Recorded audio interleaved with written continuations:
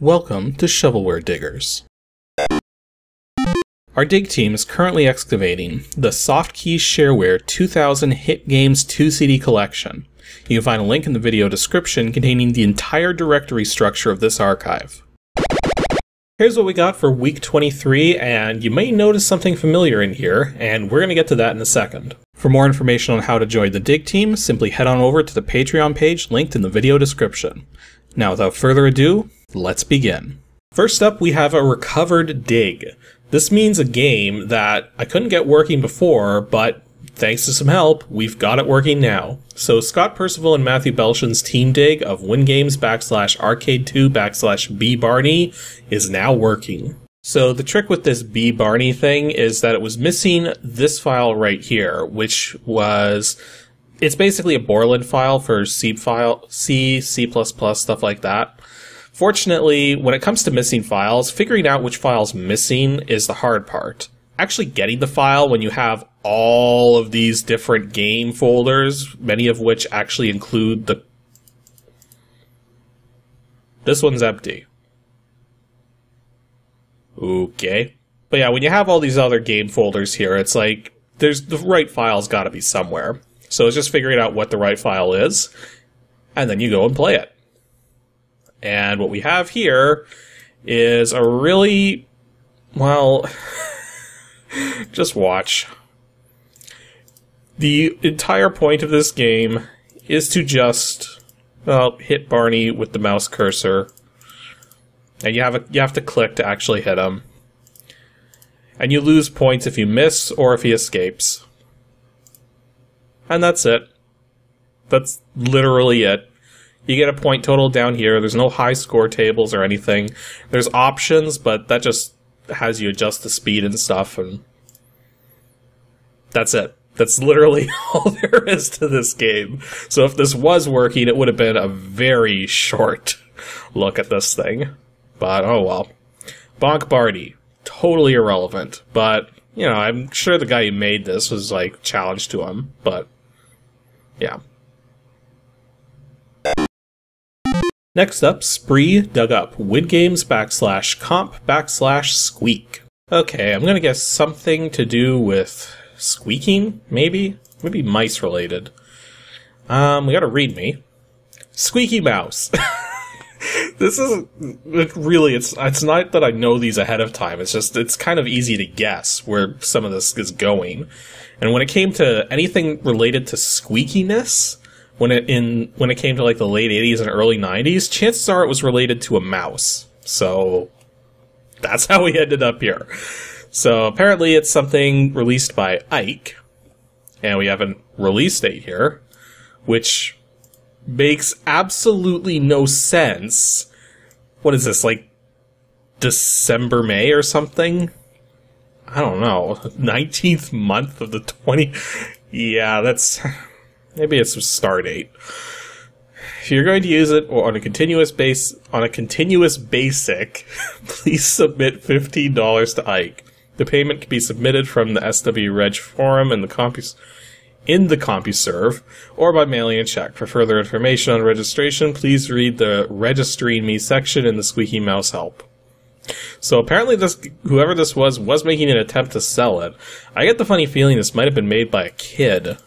I wonder if it actually says in here. Oh, we got an email address. Oh, that's why the English is bad. It's actually coming from someone in Japan. Well, that makes it a little more interesting now. Let's actually see here. It actually did make a squeaky sound. Wow.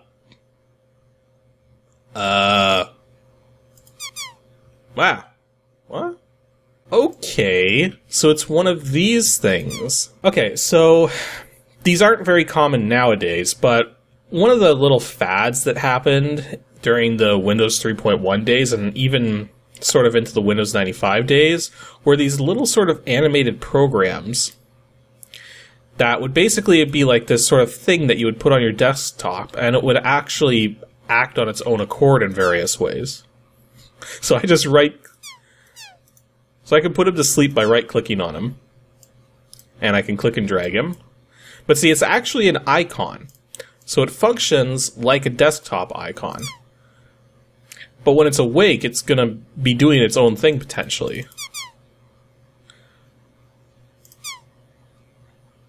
It's actually moving my mouse cursor. See, it automatically moved the... I didn't move the mouse cursor to the minimize button. Huh. So every time the focus changes... Is it the focus changing? I don't know. But it's basically being triggered to move the mouse to various GUI elements. And if it's asleep, it doesn't control your mouse at all. So preferences, sleep, active, disable animation, always on top, no preferred spot. Squeak, check comm, dance. Dance?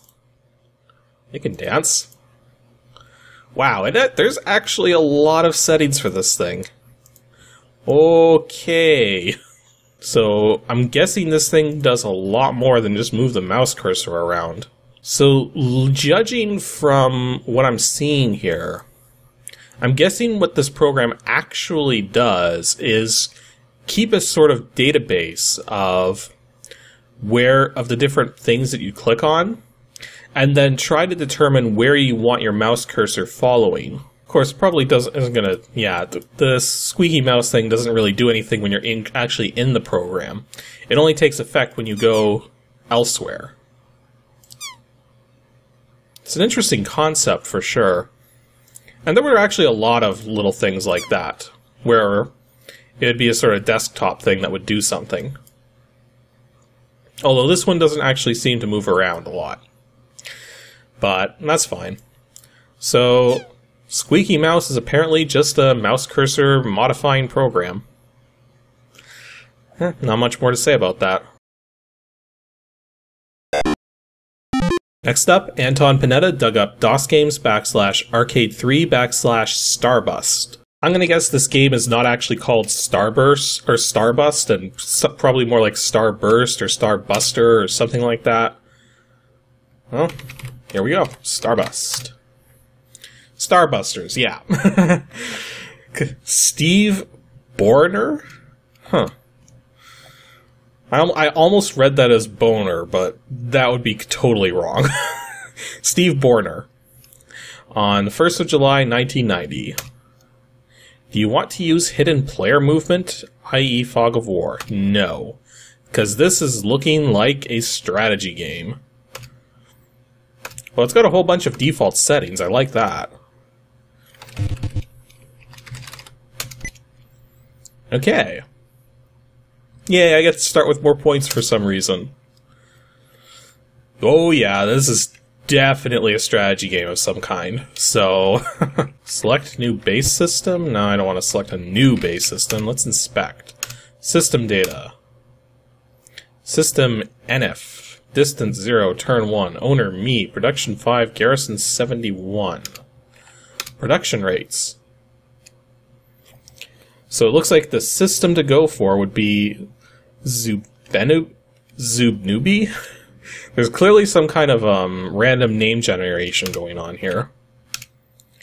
Garrison strengths. Well, there's actually garrisons in the other places too. Fleets. I have no fleets. Current deployment. No. All player scores. Okay, so inspect just changes what's on the side there. Number of ships to deploy each turn. 1. Select destination. Nope, I just ended my turn. So I'm not sure how you're supposed to actually go about doing anything. Oh, I do actually have fleets now. So I guess I did need to take that turn. Well, it says I'm sending stuff there, so let's take a turn.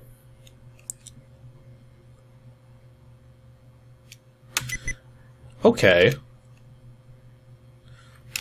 Okay. Interesting.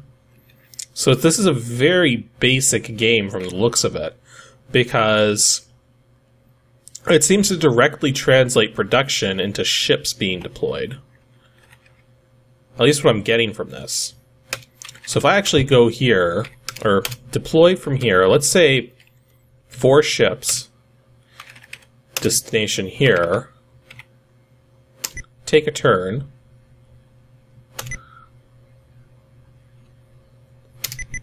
Oh, and I just won combat there. So I've just gained a new planet, from the looks of it. My production's up to 15.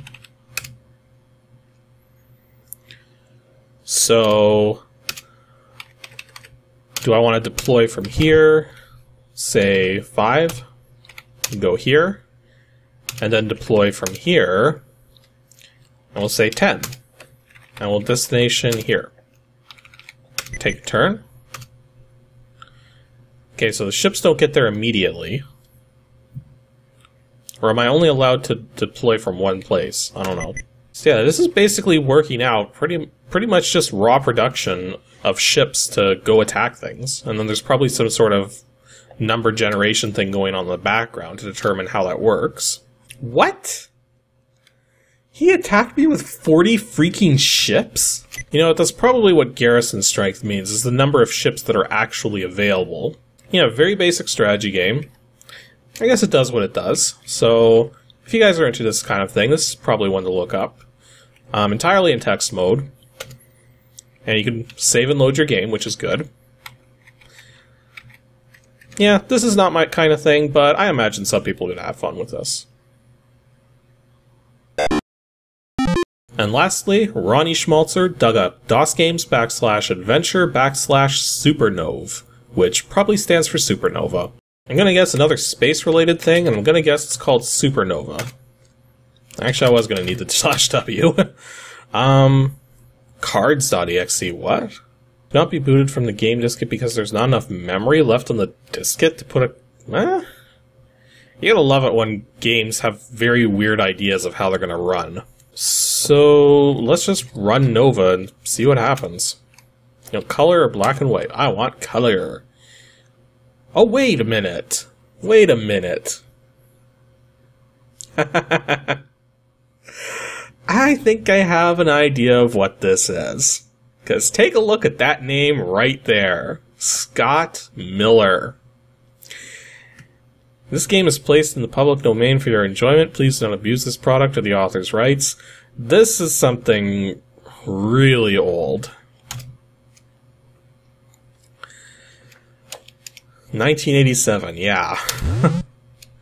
Please enter your identity code name. You may proceed. This is basically... It's a text adventure. Seriously, Scott Miller made a text adventure. And I'm pretty sure this is something that may have been lost to time at some point. But here it is. So, working 14 hours a day in the core of some dusty, smelly mine is not your idea of the perfect lifestyle. Barry Ann is a dust ball in space, its only salvation being that it is rich and precious. I'm just going to call it Barry Ann. Barry Ann metal. Or used to be. Nowadays the mines don't seem so generous, which is why you're looking for a more profitable venture. A break, that's all you ask for. Maybe today, you figure. So a tavern on the outskirts of the East Twining colony, bar here, local waterhole. I've started thirsty and I'm right near a bar, so clearly I need to be drinking. Interesting. Because I've never actually played this before. So you actually have to tell the bartender, like, actually say something to him. Bartender, what have you got?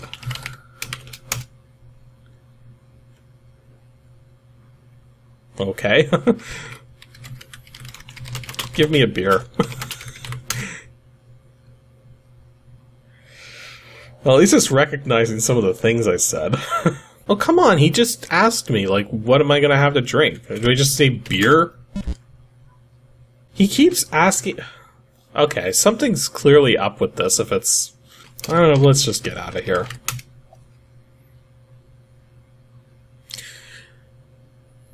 Tall post here, dusty road. Go west. West. West. West. West, west, west, west, west. Whoops. About to collapse. Good.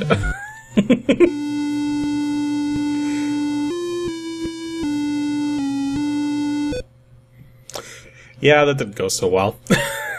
So I have no idea how to play this game properly. I'm not about to go spend like an hour trying to figure out how this game works just to capture like 5 minutes worth of footage. So if you guys like text adventures and you want to see something that Scott Miller himself made way before the days of Apogee, then here you go. Supernova.